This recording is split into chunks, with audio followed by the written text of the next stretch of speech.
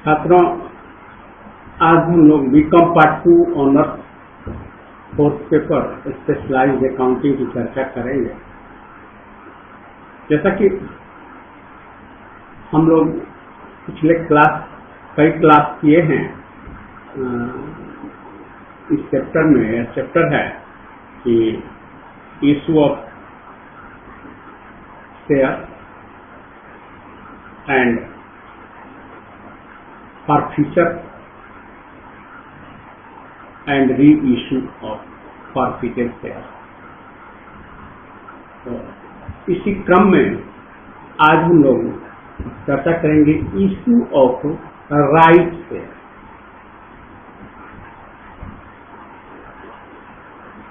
यह प्रॉब्लम 46 है। Doctor S Singh द्वारा लिखित पुस्तक SBPD पब्लिकेशन द्वारा प्रकाशित है और इसी से हम लोग सारे क्वेश्चन सॉल्व कर रहे हैं।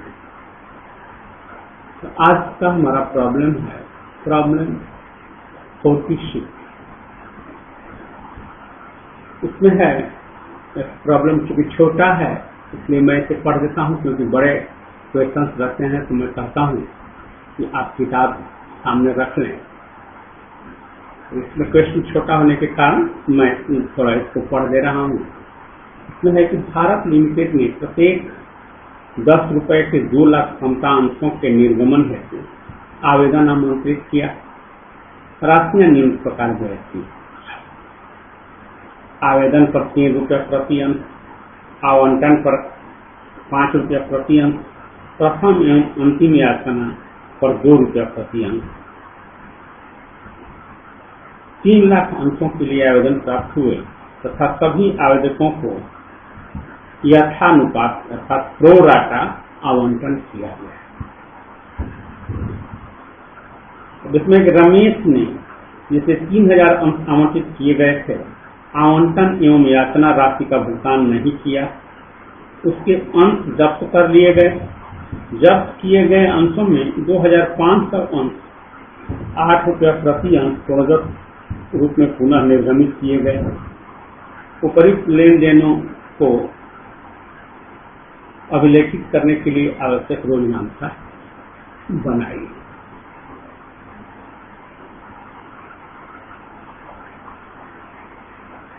तो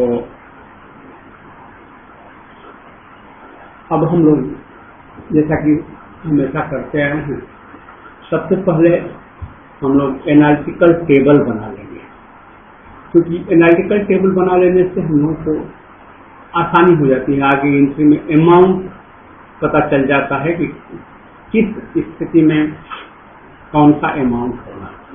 तो एप्लीकेशन पर है 3 रुपया, क्योंकि 2 लाख शेयर इशू किए गए हैं, तो 2 लाख गुणे 3 बराबर 6 लाख। लेकिन कह रहा है कि 3 लाख शेयर के लिए एप्लीकेशन आ गया, तो हमारा जो है रिकॉल हुआ 9 लाख रुपए, अर्थात एक्सेस हमको 3 लाख रुपया प्राप्त हुआ।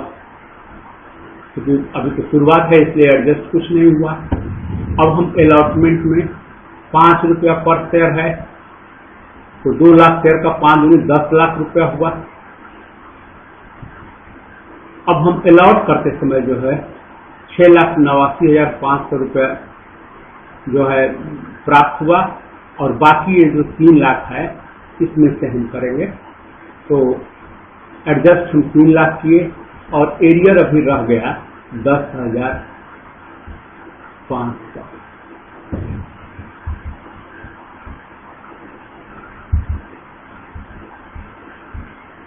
इसके बाद फर्स्ट कॉल 2 रुपए का है, तो 4 लाख रुपया मांगा गया, बकाया है। अब इसमें जो है रिकॉल कुछ नहीं हुआ, एक्सेस है 3,94,000। तो 6,000 एरियर हुआ। एरियर ऑन अलॉटमेंट निकालेंगे हम कैसे, ये आया 10,500, तो 10 lakh minus 3 lakh divided by 2 lakh into 3,000 बराबर 10,000। यह हमारी राशि हो गई। अब इसके बाद हम जर्नल एंट्री करेंगे। तो जर्नल एंट्री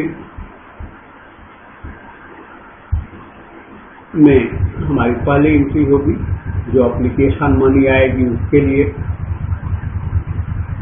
एंट्री होगी कि बैंक अकाउंट दिया टू शेयर एप्लीकेशन अकाउंट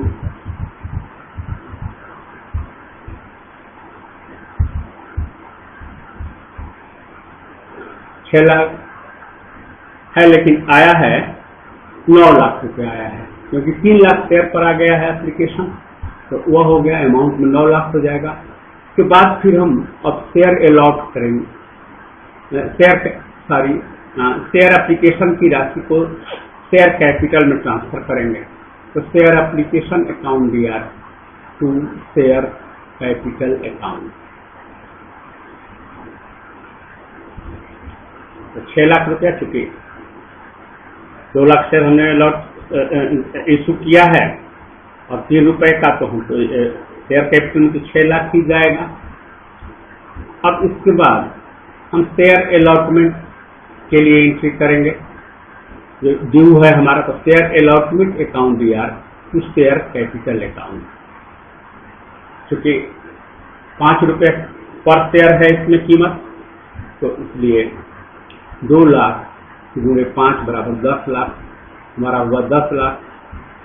लेकिन ऑलरेडी हमें कुछ राशि जो है एडवांस में प्राप्त हो गई है एप्लीकेशन मनी के रूप में, उसी को हम एडजस्ट करेंगे अलॉटमेंट में, जैसा कि हमने एनालिटिकल टेबल में बना दिया है। तो अब यहाँ एंट्री हुई कि बैंक अकाउंट दिया 6,89,500 और जो 3 लाख एक्सेस आया उसका जो है शेयर एप्लीकेशन का है, तो हो जाएगा बैंक अकाउंट को डेबिट किए, शेयर एप्लीकेशन को डेबिट किए और शेयर अलॉटमेंट को क्रेडिट किए।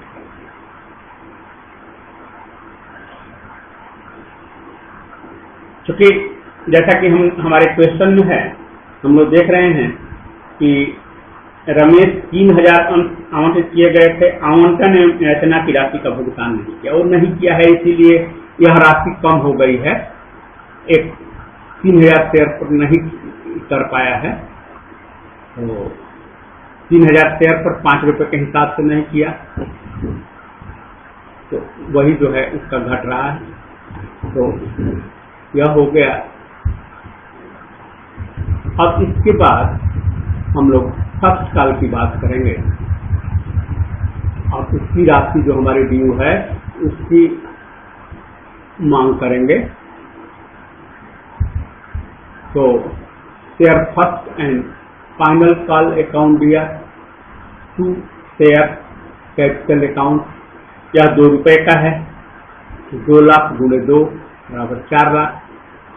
अब इसके बाद राशि बैंक अकाउंट दिया to share first call account, हमने ऊपर बना दिया है एनालिटिकल टेबल, इसे यहाँ हम लोगों को पता है कि 3,94,000 मिला, तो इसके लिए हो गया। अब हम फॉरफीचर शेयर की बात करेंगे, उसको हम लोग कैसे जब्त करेंगे और फिर किस तरह से उसको रीइश्यू किया जाएगा, उसके लिए एंट्री करेंगे। तो हमारी एंट्री होगी शेयर कैपिटल अकाउंट दिया to share allotment, to share first call और to share forfeiture account. Amount चूंकि ऑलरेडी हम लोग पहले कर चुके हैं एनालिटिकल टेबल में, तो वही हमारा अमाउंट रहेगा। फिर जब रीइश्यू करेंगे फॉरफीटेड शेयर को, तो उसके लिए हमारी एंट्री होगी, तो उसके लिए हमारी एंट्री जो होती है वह है बैंक अकाउंट को DR share forfeited account DR to share capital. और अब जो फॉरफिटेड शेयर है उसको कैपिटल रिजर्व में ट्रांसफर करने के लिए हमारी एंट्री होती है कि share forfeiture account DR to capital reserve. अब 6250 कैसे आया? तो कैपिटल रिजर्व निकालने के लिए है कि 13,500 डिवाइडेड बाई 3,000 गुणे 2,500 माइनस 5,000 बराबर 6,250। एक एक्सेस अमाउंट जो है उसका है। तो यह हमारा क्वेश्चन नंबर 46 बनकर तैयार हो गया।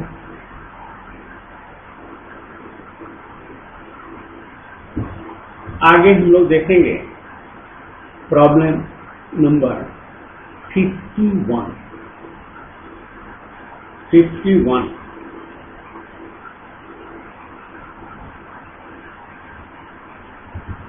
अब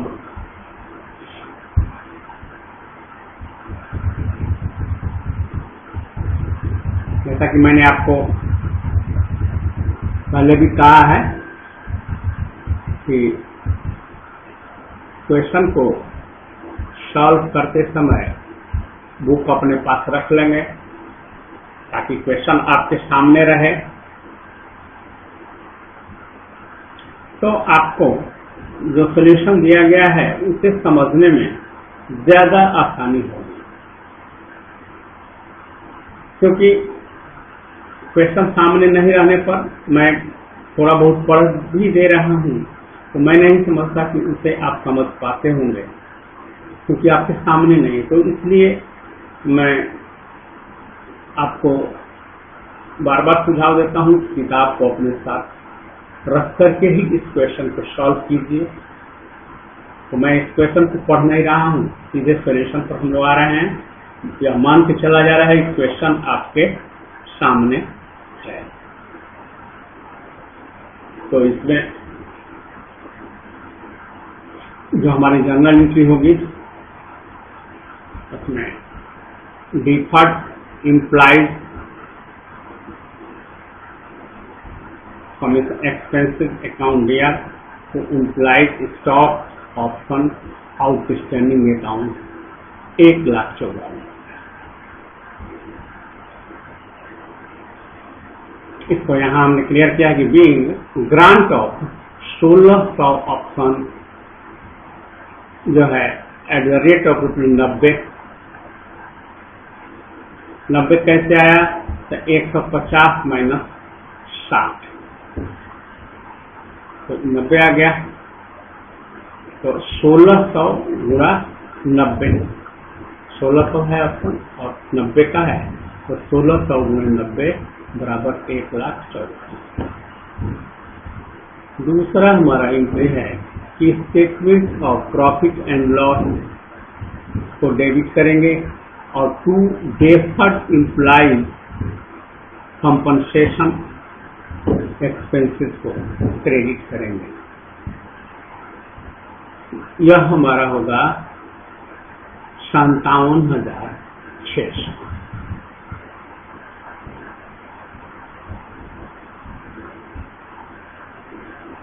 अब फिर यह तो हो गया मार्च 15 में, और फिर मार्च 16 में फिर वही statement of profit and loss को डेबिट करेंगे और डिफर्ड इम्प्लाइज कंपनसेशन एक्सपेंसेस को क्रेडिट करेंगे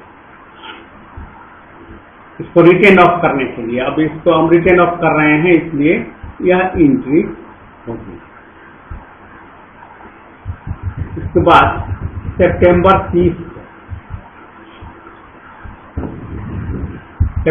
30 को हमारी एंट्री होगी कि statement of profit and loss को डेबिट करेंगे और डेफर्ड इम्प्लाइज एक्सपेंसेस को जो है क्रेडिट करेंगे।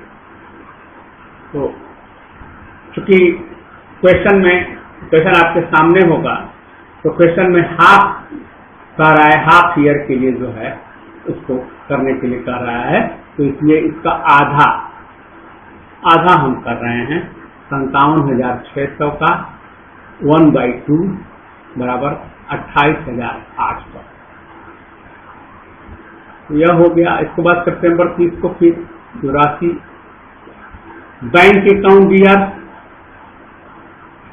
1600 × 60 बराबर 96,000 और वो निकाले ही थे हम लोग 1600 × 90 1,44,000 और implied stock option outstanding expenses 1600 × 90 1,44,000 to share capital account और टू सिक्योरिटी रिन्यूअल अकाउंट। वही 1600 ऑप्शन जो है @60 पर शेयर और मार्केट प्राइस जो है उसका 150 है, तो इसको हम लोग निकाल लेंगे। तो ये हमारी एंट्री हो गई। अब इसका हम वर्किंग नोट भी आप लोगों को दे दिए हैं, इसीलिए ताकि आपकी समझ में आवे। तो वर्किंग नोट में है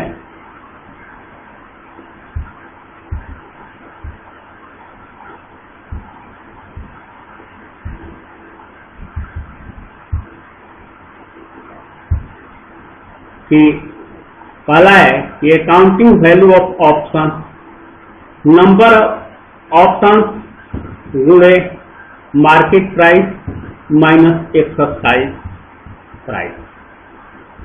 तो हमारा जो है 1600 हमारा नंबर ऑफ ऑप्शन है, इसका मार्केट प्राइस 150 है और एक्सरसाइज प्राइस हमारा 60 है। तो इसको हम कर देंगे 1600 × 150 - 60 बराबर 90। 1600 × 90 बराबर 1,44,000। दूसरा है हमारा deferred employee compensation expenses written off first year में 1,44,000 गुणे 1/5/2 1,44,000 गुणे 2/5 बराबर 57,600। यह कैसे आया इसको हम आपको क्लियर कर रहे हैं। और फिर सेकेंड ईयर में भी वही हो गया 1,44,000 गुणे 2/5 बराबर 57,600। अब इसके बाद थर्ड ईयर, चूंकि थर्ड ईयर में कह रहा है कि पर हाफ ईयर, तो थर्ड ईयर में हाफ ईयर के लिए है अर्थात इसका आधा, तो इसीलिए 1,44,000 गुणे 2/5 और गुणे 1/2, तो आपका आ गया 28,008। तो यही आपका हो गया क्वेश्चन। अब यह क्वेश्चन बन के तैयार हो गया। तो छात्रों, आज हम लोगों ने इस क्वेश्चन को सॉल्व किया। अब हम लोग issue of share for future and re issue of share chapter को आज हम लोग समाप्त कर रहे हैं। और मैं समझता हूं कि हर तरह के क्वेश्चन, जिस तरह के क्वेश्चन आपको परीक्षा के ख्याल से आ सकते हैं, मैंने प्रत्येक तरह के क्वेश्चन को सॉल्व करने का प्रयास किया है और मैक्सिमम क्वेश्चन मैंने सॉल्व करा दिया है। यदि इसके बावजूद भी आपको किसी क्वेश्चन में कोई डाउट हो या जो क्वेश्चन मैं सॉल्व न करा पाया हूं, तो वैसे क्वेश्चन के लिए आपसे मेरा आग्रह है कि आप कमेंट के माध्यम से हमसे जरूर मिलें, आप अपना कमेंट दें कि क्या नहीं समझ में आया है, इसमें हमें क्या करना होगा। तो मैं हर संभव प्रयास करूंगा कि आपके प्रत्येक डाउट को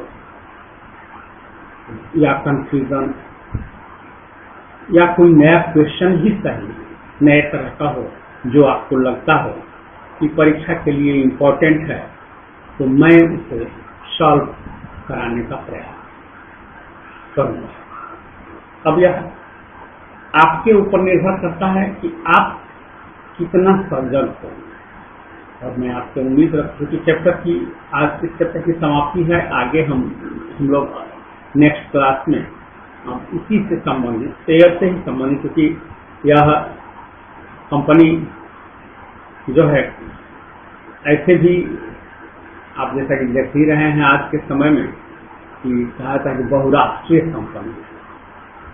तो यह जो चैप्टर है, जब कंपनी के बारे में अध्ययन करना है तो स्वाभाविक है कि काफी लंबा चैप्टर है। इसको कई तरह से जिस तरह की जो परेशानियां आएंगी या जो इसके तौर तरीके हैं, मैं उन सारे तौर तरीकों को आपको समझाने का प्रयास करूंगा इस लॉकडाउन की पीरियड में। और जैसा कि हम लोग जानते हैं कि अगर यह प्रयोग सफल रहा है तो आगे भी हमारे यूनिवर्सिटी ग्रांट कमीशन की राय है कि कुछ परसेंट क्लासेस जो है ऑनलाइन हो। अब इसका देखिए, एक्चुअली इसका क्या फायदा है, थोड़ा सा हम लोग विषय से, हालांकि है तो विषय से ही रिलेटेड, लेकिन इसे हम लोग इस तरह समझें कि मान लीजिए तो एक क्लासरूम में एक टीचर अपने क्लास के विद्यार्थियों को ही समझा सकता है, लेकिन यदि ऑनलाइन क्लासेस की बात हम करें, ऑनलाइन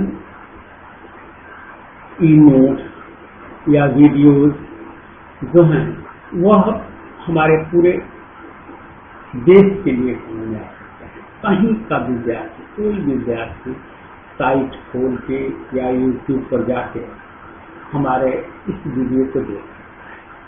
तो इसका एक सबसे बड़ा लाभ है कि प्रत्येक विद्यार्थी को पढ़ाई के लिए बहुत बड़ा एक प्लेटफॉर्म मिलेगा। वैसे तो अपने ही शिक्षक तक सीमित है, जो शिक्षक पढ़ाया या विद्यार्थी अपने से जितना जानता है या अपने खोज रहा है मटेरियल, तो एक जगह एक तरह का मटेरियल मिलना बड़ा मुश्किल होता है।